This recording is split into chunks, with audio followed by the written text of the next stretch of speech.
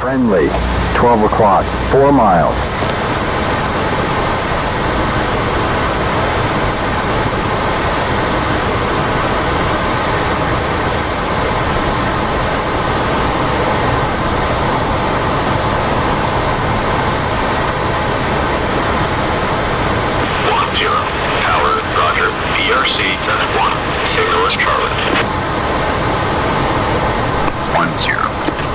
Nails 8 o'clock.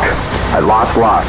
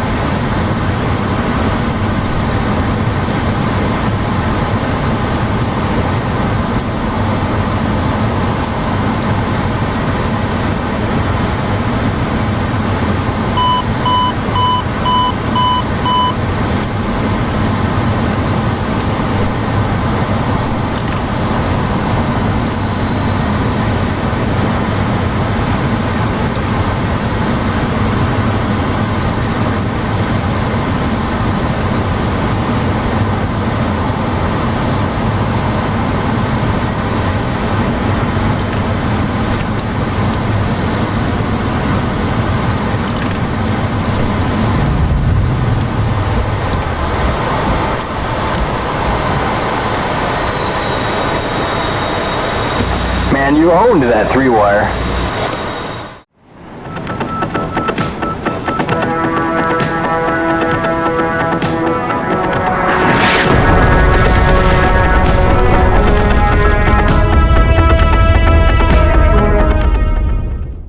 Hey guys, Spud here, as always, and today we're going to take a look at the WarBRD, or WarBRD Base, and the T-50CM2 Stick Grip from Virpil Controls. To be clear and upfront here, Virpil did send me the stick and base free of charge to make a review for them. I know that people jumped on my back for the FA18 stick grip review, but I really did really like that stick grip, and there were really no negatives from my point of view in terms of its build quality and whatnot. And I still very much love it to this day. So onto the T-50CM2 grip and the WarBRD Base review. I really like flying with this base and stick combination, but it's been a bit of a journey getting my Virpil controls set up and functional. So first, let's go through some of the negatives and finish up the video with a long list of positives. I think a lot of this long journey is a result of Virpil's peripherals being incredibly high-end and boutique pieces of flight sim equipment within the very boutique ecosystem that is DCS World software, associated hardware, and of course the community. So when you get into Virpil gear, just be ready for it to be a bit of a project for you to get your stuff up and running the way you want it to be working in your flight sim. Now, what makes it a project, you're all asking? Well, there's a few things. The cams and springs that make up the WarBRD Base's guts are very, very adjustable, and Virpil includes 2 different springs and a few different cam profiles for you to test and adjust to your heart's content. I personally felt that the low tension springs were not tight enough for the center mounted position on my Fox mounts, so I went with the higher tension springs while retaining the default cams. You may find that something else works better for you and your setup, and that's 100% okay, and this is why it's so nice that it is as adjustable as it is. Now, keep in mind here that the less expensive WarBRD Base was designed for desktop usage, while the more expensive T-50CM2 base is made for serious simmers with home cockpits with long extensions between the base and the grip, such as when your base is mounted on the floor and you have a grip extension coming up to put the grip in your hand in a home cockpit setup.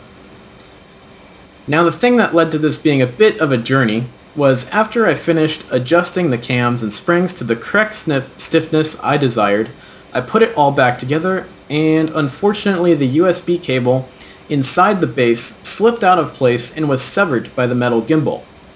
Now, thankfully Virpil was nice enough to send me another USB cable that I swapped in to replace the destroyed cable and made sure to pack the wire a bit more tightly in the future. If there was anything I would recommend to Virpil about the base and its design, I would consider redesigning the USB cable so that there isn't quite as much slack inside the base housing itself. I wouldn't want this issue of severing USB cables to happen to any other users of Virpil's products. So make sure that when you're done adjusting your cams and springs and you put everything back together, you get the cable well placed inside the housing before mounting the stick to your setup, and of course before using the stick, just to make sure you avoid potentially severing your own USB cable in the same manner that I did.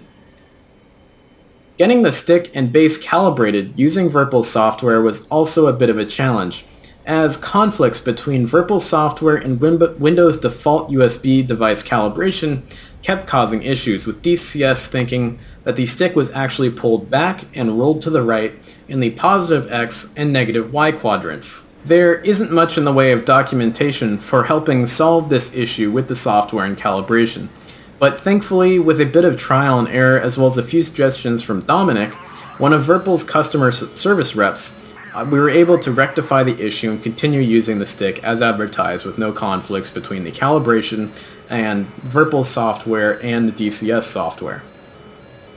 So let's go ahead and move into the many positives that are associated with the T-50CM2 grip and the WarBRD Base.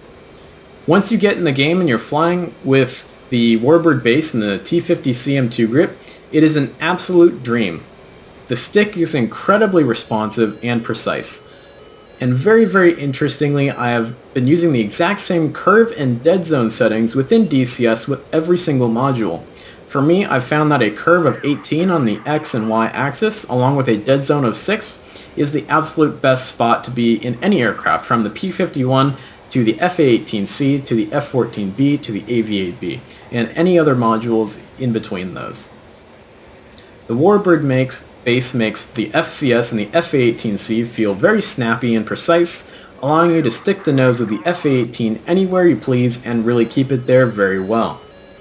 It makes flying the F-14B Tomcat feel more realistic and helps you modulate your stick movements, as the force you must overcome on the stick increases the farther and farther you deflect the grip thanks to the cam system inside the base. This cam system and the fact that the farther and farther you deflect the stick makes it harder and harder to pull it even farther, helps you prevent damaging your own aircraft during high-speed maneuvers.